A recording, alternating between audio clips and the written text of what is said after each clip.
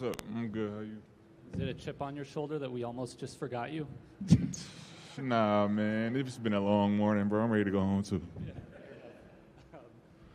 Malone said that you were in the gym pretty much every day this offseason. Just what were kind of your priorities and what were you hoping to work on most after Summer League?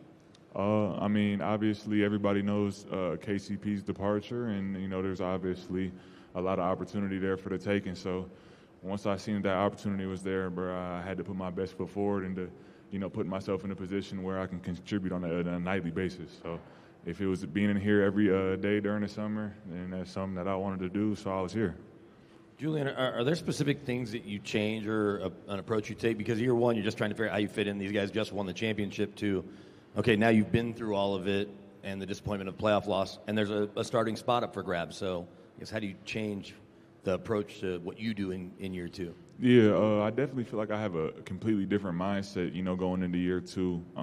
Obviously, year one, I didn't know what to expect, and right now, I want to be able to make an impact for this ball club. So that's where my mind's at, and, my mindset's completely shifted. I feel like I'm a more confident, more aggressive person and player, so I feel like it's helped me, and I'm just excited to, be able to show everybody else. Julian, are there any moments maybe during this offseason when you feel like something clicked for you, you feel like something has made a little bit more sense or the game has slowed down a little bit? Is there anything like that you can point to? I feel like it was more so when I had got injured during my rookie year. In January, I had to, sit down for 6 to 8 weeks, and, I kind of got to reset. Everything had been moving so fast since draft night that, you never really get a chance to gather yourself or kind of just take a deep breath. So when I got injured, I kind of got to do that, and that's when I kind of found my NBA speed, I found my NBA confidence, my groove, just being in here.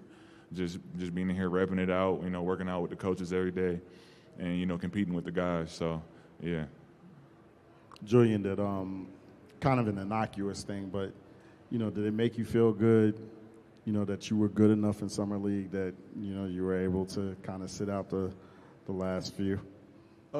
Yeah, I mean, obviously that was cool, but, I was going into Summer League with the impression and mindset to play in every single game, and that's just how I was wired and cut for that. So obviously after two, the staff and the front office having enough confidence in me to pull me, obviously it meant something to me internally, but it didn't really slow me down in terms of what my main goal was, because my goals didn't end with playing good at Summer League. It ended with contributing in the real time in regular season and the playoffs. Julian, kind of building on that, what are your goals as a shooter? Do you have a benchmark in mind, and whether it's percentage-wise or attempts per game that you'd like to hit this season? Obviously the percentages that I shot last year aren't really a good example of who I am as a shooter, and I know that, and that's all that really matters to me. You can play the numbers game and anything like that, but, I know at the end of the day I'm a shooter, and I know that things are going to improve percentage-wise, but the main thing is, we were 30th in attempts last year, and, just being able to be another guy that can space the floor for guys like Jamal and Nikola. Those guys are offensive juggernauts, so if I can space the defense to the 4-point line instead of the 3-point line, then they got all the space in the world to work and operate, and everybody else gets going. Your coach does not give trust lightly. What do you feel you have to do to have Michael Malone's trust, knowing where this franchise wants to be and where you want to help take it? To continue to gain trust of my coaches is definitely just continuing to improve on the defensive end of the ball. Offensively, I feel like I know where I'm at and I know what I can bring to the team, and I'm confident on that end of the floor, and I'm confident on defense as well. It's just a matter of showing everybody that I've made the improvements, and I don't see myself being a guy that teams will look at to exploit a matchup as the season goes on. Julian, I think most people assume that Christian Braun's just going to step into that fifth starter position for KCP.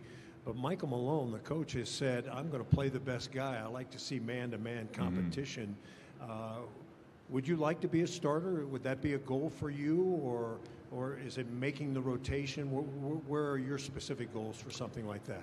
I mean, obviously, being a starter in the NBA is something that I've envisioned in my when I was a kid. You know, yay high, hearing my name getting called in the arena. But you know, that's something that's not make or break for my season. Obviously, I'm gonna compete to the very end to try and get the spot. But you know, if I'm coming off the bench, that's perfectly fine, and that's the role that I'm gonna attack. I've never been one to be upset with what role is given to me. I'm gonna get the role that I earned, and that's how I feel.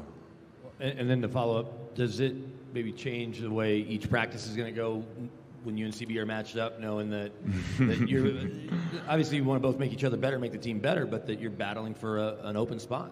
Yeah, I mean, me and CB have got an opportunity to be in here, play pickup games against each other. So we've been battling all summer, and it's one of them things where me and CB are so close off the floor that we're able to, come on the court, compete at a high level, and then put it and leave it on the court and go be friends when we get back to the locker room. So, it's a healthy competition for sure. Julian, you mentioned spacing out to the 4-point line for Jamal, for Nikola. Just how important is it to understand how to play around those two, just given that they've been a part of things for this team for as long as possible? What makes it so how you can be impactful playing around those guys specifically? I feel like at the end of the day, it's just making those guys' lives easier. Defenses and the scouts are going to be focused on them every single time we go out. We know that, they know that, and especially with Nikola, they're going to send as much as they can to try to stop or slow him down. So, just being an outlet for those guys, not having to force anything. Nikola and Jamal are both guys who are willing passers, and they'll get off of it if a guy's open. So I feel like the whole team operates better when there's more spacing on the floor.